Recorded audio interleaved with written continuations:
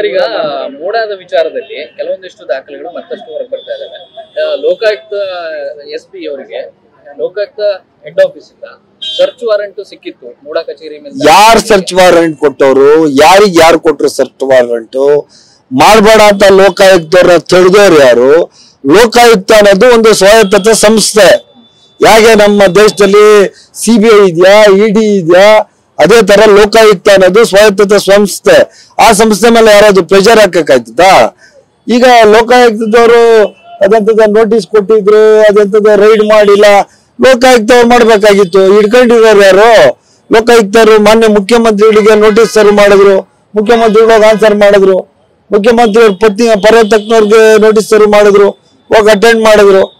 ಯಾರು ದೇವರಾಜ್ಗೆ ಅಟೆಂಡ್ ಮಾಡಿದ್ರು, ಮತ್ತೆ ಸಿದ್ದರಾಮಯ್ಯ ಸಾಹೇಬ್ರು ಇವರು ಯಾರು ಬಾಂಬಾಯ್ದ ಅವ್ರು ಮಾಡಿದ್ರು, ಮತ್ತೆ ಅವರ ಆಫೀಸರ್ಸ್ ಕಮಿಷನರ್ ಮಾಡಿದ್ರು. ಇದೆಲ್ಲ ನಡೀತಾನೆ ಐತೆ ನಿತ್ಯ ನಿರಂತರವಾಗಿ.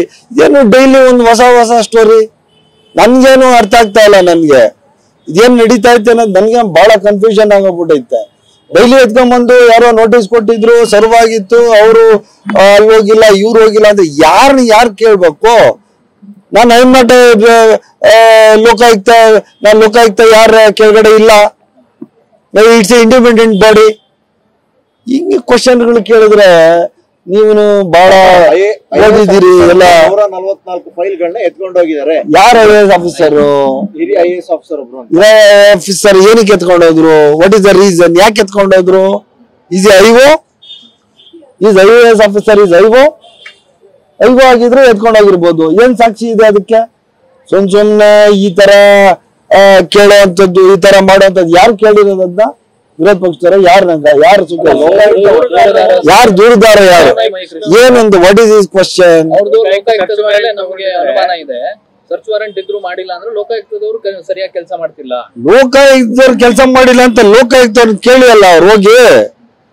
ಲೋಕಾಯುಕ್ತರು ಇದಾರೆ, ಮಾನ್ಯ ನ್ಯಾಯಾಧೀಶರು ಲೋಕಾಯುಕ್ತರು ಸಾಹೇಬ್ರು, ಅವ್ರನ್ನೂ ಕೇಳಿ ಯಾಕೆ ಮಾಡ್ತಾ ಇಲ್ಲ, ಏನ್ ಮಾಡ್ತಾ ಇಲ್ಲ ಅಂತ ಅವ್ರು ಹೇಳ್ತಾರೆ ಕರೆಕ್ಟ್ ಆಗಿ ಉತ್ತರ. ಈ ತರ ದಿನ ಬೆಳಿಗ್ಗೆ ಎದ್ರೆ ಇನ್ವೆಸ್ಟಿಗೇಷನ್ ಅಲ್ಲಿ ತಲೆ ಹಾಕೋದು, ಲೋಕಾಯುಕ್ತ ಸರಿ ಇಲ್ಲ, ಪೊಲೀಸ್ ಸರಿ ಇಲ್ಲ, UD ಸರಿ ಇಲ್ಲ, ಇನ್ನೊಂದ್ ಸರಿ ಇಲ್ಲ, ಮತ್ತೊಂದ್ ಸರಿ ಇಲ್ಲ ಅಂತ ಹೇಳಿದ್ರೆ ನಮ್ಮ ಅಧಿಕಾರಿಗಳ ಮೇಲೆ ನಾವು ನಂಬಿಕೆ ಇಟ್ಟಿಲ್ಲ ಅಂದ್ರೆ, ನಮ್ದೇ ಸಂಸ್ಥೆಗಳ ಮೇಲೆ ನಮ್ಗೆ ನಂಬಿಕೆ ಇಲ್ಲ ಅಂದ್ರೆ ಯಾರ ಕೈಯಲ್ಲಿ ಹಂಗಾದ್ರೆ ನಾವು ತನಿಖೆ ಮಾಡಿಸ್ಬೇಕು?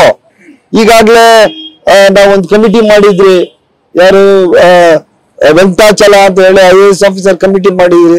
ಅವ್ರು ಇನ್ವೆಸ್ಟಿಗೇಷನ್ ಮಾಡ್ಬೇಕಾದ್ರೆ ಮತ್ತೆ ನಮ್ಮ ಇದರಲ್ಲಿ ಇದ್ರ ಬಗ್ಗೆ ವಿಸ್ತೃತವಾದ ಚರ್ಚೆ ನಡೆದು ಇದು ಲೋಕಾಯುಕ್ತ ಕೊಡೋಣ ಅಂತ ಹೇಳಿ ಮೊನ್ನೆ ಲೋಕಾಯುಕ್ತರಿಗೆ ರಿಕ್ವೆಸ್ಟ್ ಮಾಡ್ಕೊಂಡು ಸರ್ಕಾರನೇ ಅವ್ರಿಗೆ ಲೆಟರ್ ಬರೆದು ಇದು ಕೋರ್ಟ್ ನ ಆದೇಶದ ಪ್ರಕಾರ ಲೋಕಾಯುಕ್ತ ಕೊಟ್ಟಿದೀವಿ. ಈಗ ಲೋಕಾಯುಕ್ತನೇ ಸರಿ ಇಲ್ಲ ಅಂದ್ರೆ ಯಾರಿಗೆ ಕೊಡೋದಂಗಾದ್ರೆ? ಇದಕ್ಕೆ ಕೊನೆ ಇಲ್ಲದ ಪ್ರಶ್ನೆ. ಇದೆಲ್ಲಾರು ಅವ್ರವ್ರೇನೇ ಜೂಮ್ ಮಾಡ್ಕೊಬಿಟ್ಟು ಅವ್ರ ಇನ್ವೆಸ್ಟಿಗೇಷನ್ ಸರಿ ಇಲ್ಲ, ಇವ್ರ ಇನ್ವೆಸ್ಟಿಗೇಷನ್ ಸರಿ ಇಲ್ಲ, ಎಲ್ಲ ಒಬ್ಬೇನ ಹಂಗಾದ್ರೆ? ಈ ರಾಜ್ಯದಲ್ಲಿ ಪೊಲೀಸು, ಕೋರ್ಟು ಇಲ್ವಾ? ಹಂಗಾದ್ರೆ ಸಂವಿಧಾನ ಇಲ್ವಾ? ನಮ್ಗೆ ಆದ ನ್ಯಾಯ ಕಾನೂನು ಇಲ್ವಾ? ಎಲ್ಲಾರೂನು ಯಾರೋ ಹೇಳ್ತಾರೆ, ಯಾರೋ ಮಾಡ್ತಾರೆ ಅಂದ್ರೆ ನಾನು ಏನ್ ಮಾಡೋದು? ಊಟ ಮಾಡ್ಕೊಂಡು ಹೇಳಿದ್ರೆ ನಾನೇನೋ ಕನ್ಸ್ಟ್ರಕ್ಷನ್ ನೋಡಕ್ ಬಂದ್ರೆ ನನ್ ಕಾನ್ಸೆನ್ಸಿ ನೀವು ಬಂದು ನಾನು ಓಡ್ ಬಂದು ಇಲ್ಲಿ ಕ್ಯಾಚ್ ಮಾಡಿದ್ದೀರ ನೀವೆಲ್ಲ ಫ್ರೆಂಡ್ಸ್. ಕನ್ಸ್ಟ್ರಕ್ಷನ್ ನಡೆಯೋ ಜಾಗದಲ್ಲೂ ಇದು ನಾವು ಆನ್ಸರ್. ನಮ್ಗೆ ಎಂತ ಪರಿಸ್ಥಿತಿ ಆಗದೆ ಅಂದ್ರೆ ಇದಕ್ ಸಂಬಂಧನೇ ಇಲ್ಲ, ನಮ್ಗೆ ಇದಕ್ ಸಂಬಂಧನೇ ಇಲ್ಲ. ಲೋಕಾಯುಕ್ತ ಸುಖೇಶ್ ಅವರೇ, ತಾವು ಹಿರಿಯ ಪತ್ರಕರ್ತರು, ನೀವೆಲ್ಲ ಇದ್ದೀರಿ, ನೀವು ಇದ್ದೀರಿ. ಲೋಕಾಯುಕ್ತ ಸಂಸ್ಥೆಗೂ ನನ್ಗೆ ಏನ್ ಸಂಬಂಧ ಇದೆ?